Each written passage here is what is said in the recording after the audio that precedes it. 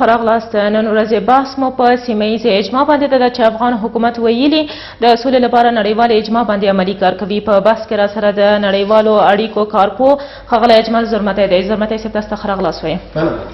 زرمتی صاحب، حکومت لخوا د سولې لپاره نړیواله اجماع باندې کار پیلیږي، خو دا چې په کور دننه بیا نظرونه مختلف دي، حکومت یو څه وایي او سیاسیون بل څه وایي. آیا فکر نه کوئ چې لومړی باید په کور دننه اجماع رامنځته شي؟ ډېره مننه. کله چې موږ د اجماع بحث کوو او هغه هم ملي اجماع او بیا نړیواله اجماع، نو دلته بیا د لیبرالیزم هغه تیوري چې په نړیوالو اړیکو کې ډېره مهمه تیوري ده، او د دې تیوري دا تیوري ده چې اجماع ته یا سیمه ییزې همکارۍ ته یعنې لاره پرانیزي، چې د دې تیوري پر اساس باندې لیګ اف نیشن او ملل متحد هغه بنسټ هم نړیوالې جګړې وروسته کېښودل شو، او دا تیوري داسې وایي چې حقوق بشر ته باید درناوی وشي، او همداراز متقابل روابط د احترام پر بنیاد باندې باید د دوه هیوادونو ترمنځ وي، او همداراز تر څو وکولی شي چې دا کانفلیکټ یا منازعه په داخل د دوه هیوادونو ترمنځ او همداراز په داخل کې کورنۍ جګړې ته د حل لاره پیدا کړي. نو معلومدار چې اول ډیر مهم او اساسي دا ده چې په داخل د افغانستان کې د سیاسونو ته هغه زرمتی صاحب بخښنې سره بیرته راګرځو د بحث دوام ته. اوس هم لنډه دمه لرو.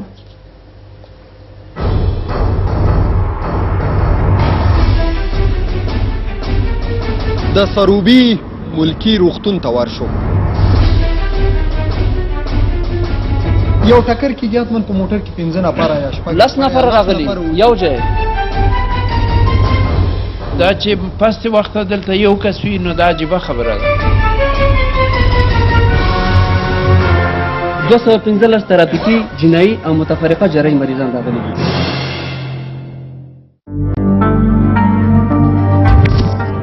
رښتیا څه دي؟ نن شپه 7 دقیقې.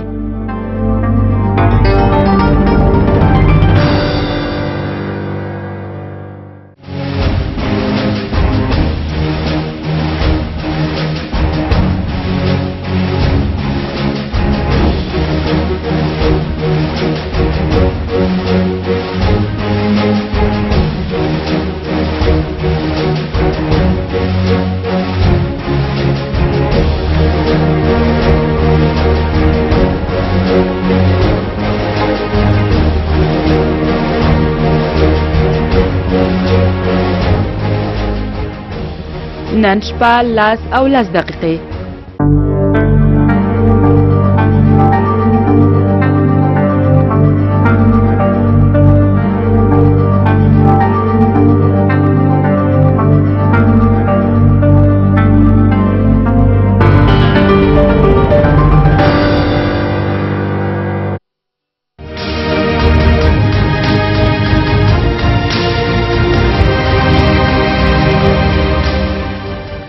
راغلاست. د بحث دوام ته د نړیوالو اړیکو کارپوه اجمل زرمتی راسره دی. ښاغلی زرمتی، زموږ بحث په دې ځای کې و چې آیا لومړی په کور دننه اجماع ته اړتیا شته او که نه؟ یعنی هم د کور دننه اجماع او هم نړیواله یا سیمه ییزه اجماع دا یو بل سره ډېر تړلي دي. نو کله چې د افغانستان هغه کړکېچ موږ څېړو، او خصوصا دلته تقریبا 40 کاله کېږي چې د جګړه روانه ده او متاسفانه، نو ښه به دی چې اول په داخل د افغانستان کې هغه واقعي مشران، سیاستمداران، علما کرام، همداراز د قلم اربابان، ځوانان، دا ټول یعنې په خپل منځ کې سره راټول سي او د افغانستان کړکېچ ته یوه د حل لاره پیدا کړي، تر دې چې بیا موږ ځو سیمه ییزه اجماع راڅېړو او هغه باندې بحث کوو د لیبرالیزم د تیوري له زاویې څخه. نو متاسفانه تر اوسه پورې په دا 18 کالو کې د سیاسونو ترمنځ همغږي نشته. یو چارواکی یو څه وایي، بل چارواکی بل څه وایي، نو دا باعث د دې چې موږ د بحران حل ته بوځي. دا باعث د دې کې کړکېچ نور هم اوږد شي، او معلومداره خبره ده چې لکه مخکې چې هم ویلي، اول تاکید زموږ باید دی چې د کور دننه هغه موږ باید اجماع ته ورسېږو. بل هغه ده چې بیا موږ بحث په دې کوو چې سیمه ییزه اجماع څنګه رامنځته شي. ورسي زرمتي صاحب د حکومت او د سیاسیونو ترمنځ د اختلاف نقطه یا ټکی څه شی ده چې دوی سره په توافق نه رسیږي او سولې ته اولویت نه ورکوي؟ یعنی دلته متاسفانه په دې 18 کلو کې یعنی ډیری سیاسونو دا هڅه کړې یا دا کوشش کړی چې دوی د خپل چوکۍ او موقف او پیسې او امکانات په خپل نظر کې ونیسي. یعنی هغه ملي ګټه چې د افغانستان د هغه له پامه غورځولې ده. کله چې سیاسون په چوکۍ کې بیا یوه خبره کوي، بیا له چوکۍ ولوي بیا بله خبره کوي، نو دوی دا د ولس هغه کوم درد چې ده یا د ولس هغه واقعي غوښتنه چې سوله ده، آرامي ده، سوکالي ده او خپلواکي ده، هغه له پامه غورځولې ده. نو دوی هم کوم چارواکي چې په حکومت کې هم دي هغه د چوکۍ د اخبارات کوشش کوي چې د خپل چوکۍ او موقف له لاسه ورنکړي، او کوم کسان چې له حکومته بهر هم دي هغوی هم په واقعي توګه یعنی د ولس له ادرسه هغه د ولس غوښتنه چې سوله او هغه ده هغه له پامه غورځولې ده. دوی په خپل منځ کې د خپلو ګټو د اخبار یو له بل سره یعنی په ټکر کې واقع دي یا په تضاد کې واقع دي، او همدا باعث د دې شوی چې د افغانستان جګړه ورځ تر بلې یعنی دا اوږدېږي. ښه مثال تاسو وګورئ چې ولسمشر یو څه وایي، اجرایي رئیس بل څه وایي، هغه ځان ته شرایط لري، او اجرایي رئیس چې عین حکومت کې شامل دی ورسره هغه بدون د کوم قید و شرط له طالبانو سره غواړي چې خبرو ته ورسیږي. نو ښه دا ده چې دوی په خپل منځ کې اول یعنی یو واحد دریځ یو واحد موقف ونیسي تر څو چې دوی هغه ملي اجماع ته یا کور دیني ورسیږي. که چیرې سیمه ییزه اجماع رامنځته کېږي نو څه فکر کوئ چې څه ډول یو اجماع باید رامنځته شي؟ ګورئ ما په دې اړه یو څېړنه هم کړې ده چې دا د تقریبا خصوصا جنوبي اسیا کې افغانستان یعنی یو داسې هیواد دی چې تقریبا دلته لکه مخکې مې چې اشاره وکړه چې تقریبا 40 کاله کېږي چې دلته جګړه روانه ده، او د دې جګړې اساسي علت هم د زموږ د همسایه هیوادونو مداخله په افغانستان کې ده چې دغه یعنی جنګ ته نور هم یعنی اوږد کړی دی. نو د سیمې هیوادونو اغیزه یعنی ډیره مهمه ده. کله چې موږ په داخل د افغانستان کې اجماع ته ورسېدو بیا دلته زمینه د دې مساعدېږي چې موږ باید د سیمو هیوادونو سره څه رقم تعاملات وښیو. هغه زموږ تعاملات باید د سیمې هیوادونو سره د لیبرالیزم تیوري پر اساس باندې وي، نه د ریالیزم تیوري پر اساس باندې، یعنی د متقابل احترام پر اساس باندې زموږ روابط ولاړ وي، او همدارس د هغو څخه د بحران د حل په خاطر مرسته وغواړو. چې مثلا ښه مثال سارک کېدای شي چې افغانستان د سارک د هیوادونو یو غړی دی، یعنی د هغه وروسته آسیان ده چې په جنوبي اسیا کې یو سازمان رامنځته شوی، د همدغو موخو د اخبار رامنځته شوی تر څو دغه کوم کانفلیکټ یا منازعات سي یا قاچاق د مواد مخدري یا د انسان قاچاقي یا د فقر له منځه وړلي یا کوم بحران په داخل د دوه هیوادونو ترمنځ رامنځته کیږي، دوی باید همکاري وکړي، دوی باید دغه بحران حل کړي. ولې متاسفانه تر اوسه پورې هغوی هم هغسې چې باید ضرور وای د افغانستان بحران ته توجه کړې وای هغوی هم دا مسله له پامه غورځولې. یعنی ستاسو په نظر تر اوسه د سیمه ییزې اجماع د رامنځته کېدو دپاره د هیڅ لوري نه کوم کار نه دی شوی؟ یعنی سیمه ییز هیوادونه هم اوس وګورئ دا د سارک سازمان وګورئ چې په 1985 کال کې رامنځته شو، مثلا هغه کې پاکستان هم شامل دی، هندوستان هم شامل دی. نو دوی دواړه په خپل منځ کې هم یو کانفلیکټ لري، یو منازعه لري، یعنی د یو بل په مقابل کې ولاړ دي. حال دا چې د یو سازمان غړي دي، کله ځینې هیوادونه یو موقف نیسي، بیا یو دوه هیوادونه جلا موقفونه نیسي. نو دوی پر منځ هم د افغانستان د مسلې په اړه باندې یو واحد دریځ ته دوی هم متاسفانه نه دي رسېدلي. هغوی هم ګوري چې په کور دننه هم داسې حالات روان دی، هغوی هم د موږ له بې اتفاقي څخه د موږ د یعنی له دې یعنی یو داسې دید چې موږ د افغانستان د راتلونکي لپاره یو لرې دید ولرو، د دغه دید د نشتون له امله دوی هم له دغه څخه دوی ګټه اخلي. نو متاسفانه سیمه ییز اجماع هم اوس د افغانستان لپاره تر اوسه چې باید مخکې رامنځته شوی اوس نه ده رامنځته شوی. اوس یوه ځینۍ لاره دا ده چې امریکایان په د سیمې په هیوادونو باندې فشار وارد کړي، او همداراز ملل متحد د امنیت شورا باید د جنوبي اسیا چې کوم مغرض هیوادونه دي په هغو باندې فشار وارد کړي تر څو دوی هم دوی که د افغانستان په ناامنۍ کې ګټې لټوي، دوی باید کوشش وکړي چې یو سوله ییز آباد یعنی یو پیاوړی افغانستان کې دوی باید خپل اقتصادي ګټې تامین کړي. زرمدی صاحب لکه څنګه چې تاسو تاسې ورته اشاره لرله چې سیمه ییز هیوادونه هم د سیمه ییز اجماع دپاره یو توافق نظر نه لري. نو ستاسو په نظر هغه کوم هیواد دی چې د پردې تر شا د سولې لپاره خنډونه جوړ هغه کوم هیواد دی چې د پردې تر شا د سولې لپاره خنډونه جوړوي او بیا په ظاهر کې داسې د سولې دپاره د همکاري دعوې هم لري؟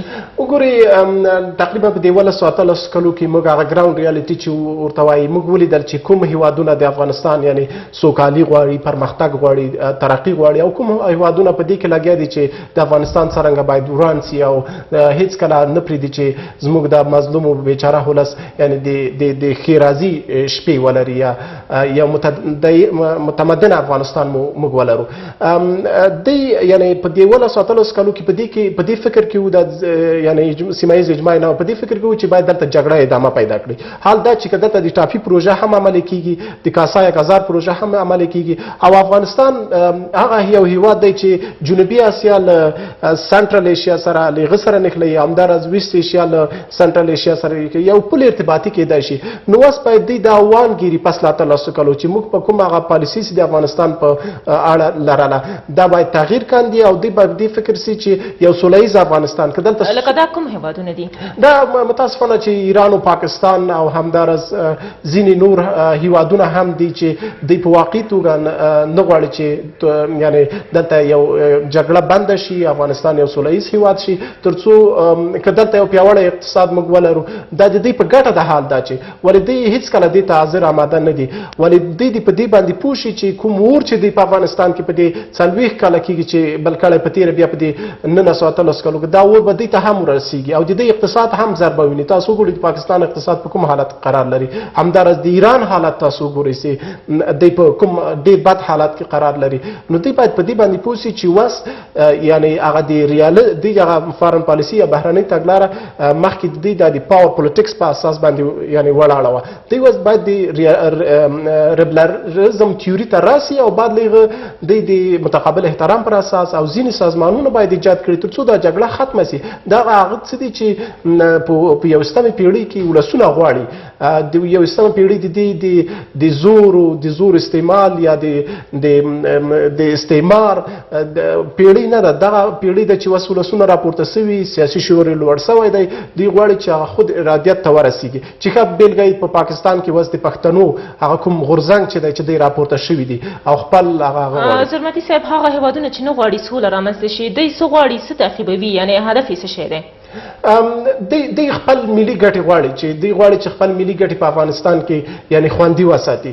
دوی وایي که دلته افغانستان یو پیاوړی هیواد شي او په اقتصادي لحاظ هم په نظامي لحاظ باندې یا موږ له پاکستان سره هغسې کړکېچ لرو لکه پاکستان چې له هندوستان سره د کشمیر په اړه باندې لري، یعنې د بارډر مسله ده یا د ډیورن مسله ده چې موږ یې ورسره لرو. بیا دوی کېدای شي افغانستان له موږ څخه دا غوښتنه وکړي.